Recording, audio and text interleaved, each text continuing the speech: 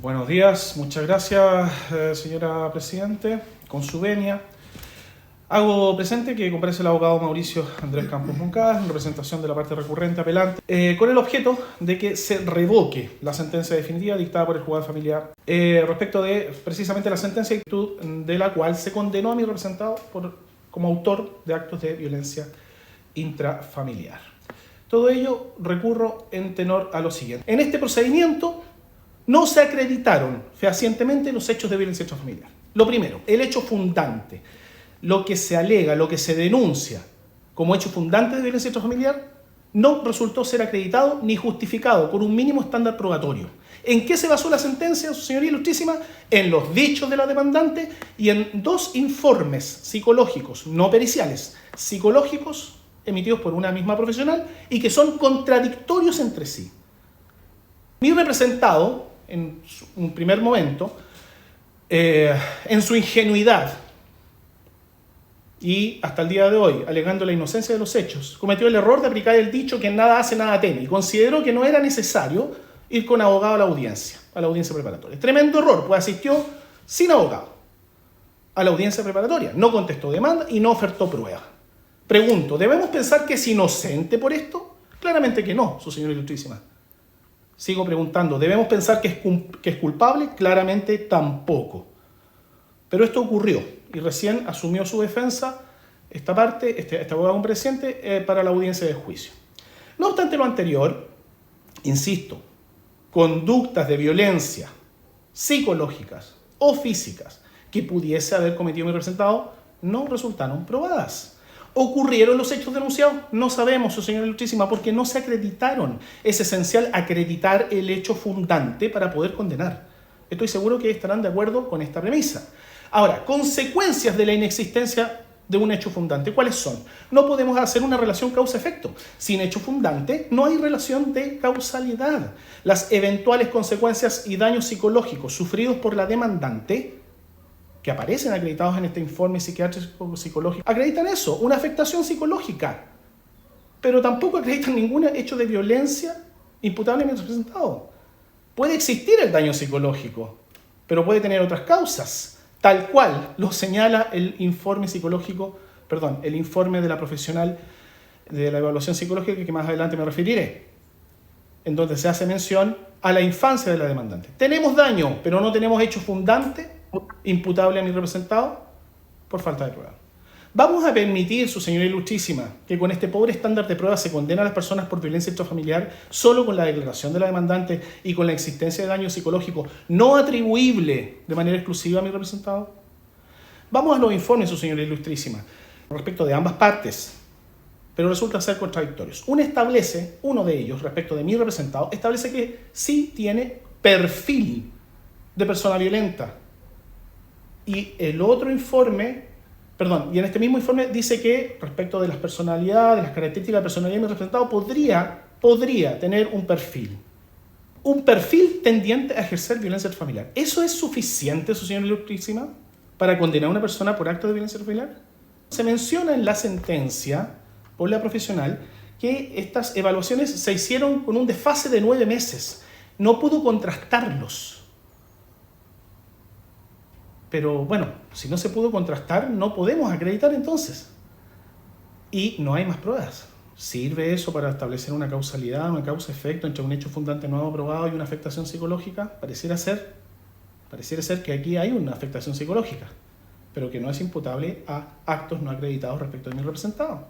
Más aún, señala la profesional, entre otras características, configuran la personalidad de la denunciante ciertos hechos que ella relata relacionados con la experiencia de su infancia. La profesional, consultada nuevamente si podía acreditar la existencia de hechos de violencia intrafamiliar, señaló que no, que solamente podía acreditar la existencia de perfiles. Es decir, con esta prueba se fundamenta una sentencia y se condena a mi representado. Pero voy a las demás pruebas, su señor ilustrísimo. ¿Me permite? Por favor, voy a analizar mensajes, correos electrónicos, mensajes de WhatsApp donde aparezcan insultos. A ver, si me permite. No hay. Tal vez audios que puedan haberse presentado, tampoco, su señoría ilustrísima.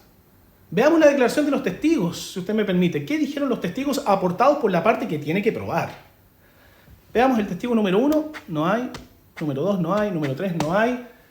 Testigos desistidos. Se ofertó, se ofreció. Y al momento de la audiencia de juicio, se desistieron. Veamos la declaración de parte solicitada para mi representado. No puedo, magistrado. Perdón, su señoría ilustrísima, no puedo. Se desistieron también. Es decir, no hay más pruebas. No hay más pruebas. Recuerdo que mi representado asistió a la audiencia preparatoria sin abogado y no ofertó pruebas. Pero hago presente además algo adicional. En su momento, antes de la audiencia de juicio, el tribunal propuso bases para una suspensión de la sentencia. Y mi representado mantuvo su inocencia y no aceptó. Bueno, dicho esto, su señoría ilustrísima, el juzgado de familia igualmente condenó a mi representado. Señala en su sentencia el tribunal que basta un solo hecho para dar por acreditada la existencia de violencia intrafamiliar. El problema de la sentencia impugnada, señoría ilustrísima, es que de las pruebas aportadas por la denunciante, ni siquiera un hecho se pudo dar por establecido fehacientemente de manera imputable en el representado. El demandante debía probar y no probó. ¿Es suficiente eso para condenar? Pero tal vez podemos ir a la opinión del Consejo Técnico, su señoría ilustrísima. ¿Qué dijo el Consejo Técnico? Reconoce que no hay más prueba de contexto. Señala a la consejera técnica en su opinión previa a la dictación de la sentencia. Lo dice textual, si me permite.